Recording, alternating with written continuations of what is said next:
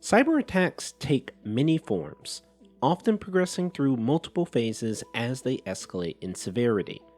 Malicious actors often infiltrate networks through phishing campaigns or the purchase of compromised user credentials on the dark web.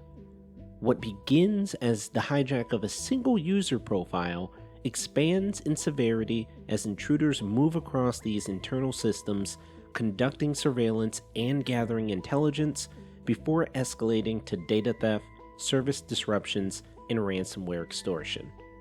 This is the Digital Prepper, and today I'll be talking about why we need to prepare as these cyber attacks on critical infrastructure increase.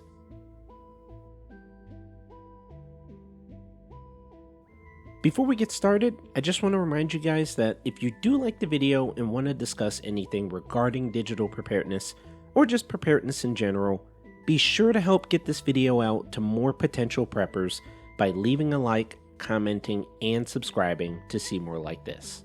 With that being said, let's get started.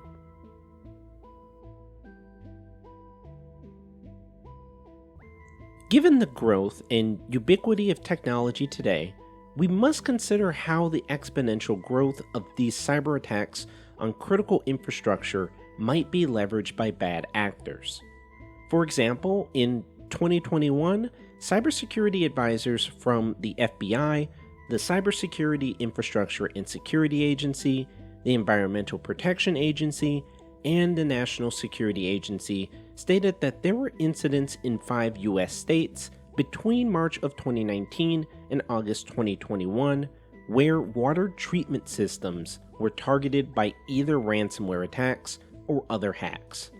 In one case, a former employee of a Kansas-based facility tried to, quote, threaten drinking water safety by using his user credentials to remotely access a facility computer.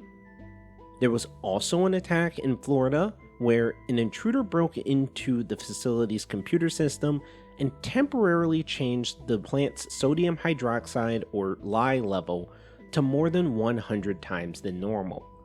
Fortunately, a worker did notice this and reversed the change before the levels changed to an unsafe level, which could have affected about 15,000 people if this attack succeeded.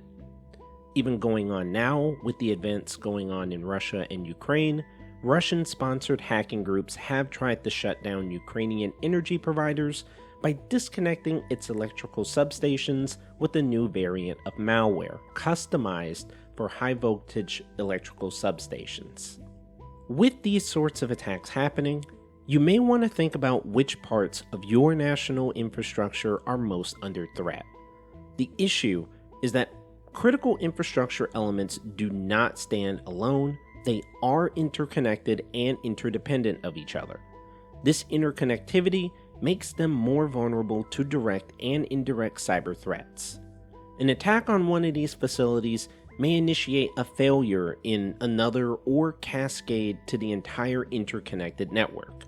A simple example of this is a cyber attack on the energy infrastructure or some other energy facility that generates power would severely damage other facilities that use that power. The mix of public, private, and non-governmental operations across each critical infrastructure sector makes things a little more complicated for the people whose job it is to remedy issues of identified vulnerabilities on actual or potential attacks. The ubiquitous nature of these critical infrastructure sectors and the distribution of their physical and networked assets across a wide geographical area, often spanning the entire country, make critical infrastructure sectors attractive targets. These criminal actors continuously seek victims of opportunity across all critical infrastructure sectors for monetary and strategic gain.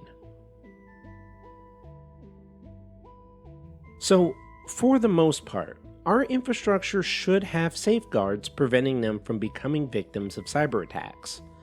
But what happens after an attack on a facility that thousands or even millions of people depend on? If we look at another large-scale cyber attack, we can see an example of how much this would affect people on a national or even potential global scale. In 2021, the Colonial Pipeline, which delivers about 45% of the fuel used along the U.S. eastern seaboard, shut down after a ransomware attack by a gang of criminal hackers. They were shut down for about a week or more, and in that time, because the pipeline carries 45% of the East Coast's supply of diesel, petrol, and jet fuel, U.S. fuel prices at the pump rose 6 cents per gallon, or an average of $2.96 per gallon for regular unleaded gas. This also caused disruption to supply, causing people to purchase and hoard gas for fear that they probably wouldn't be able to obtain more.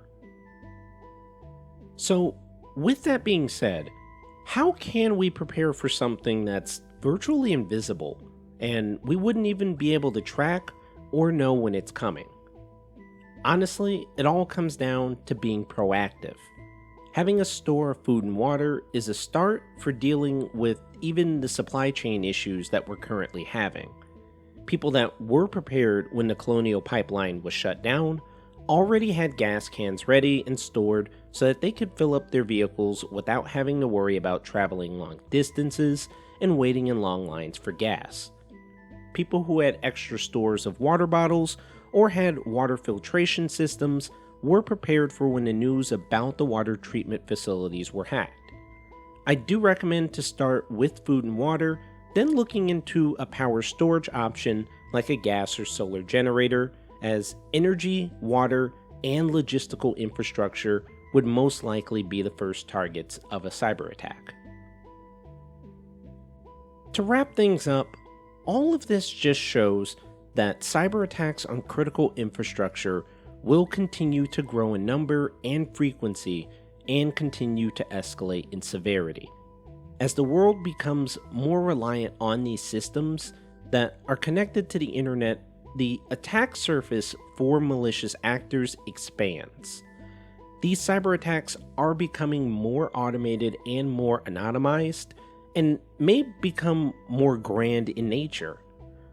The best way to be prepared for these attacks is to be proactive in your preparedness plans.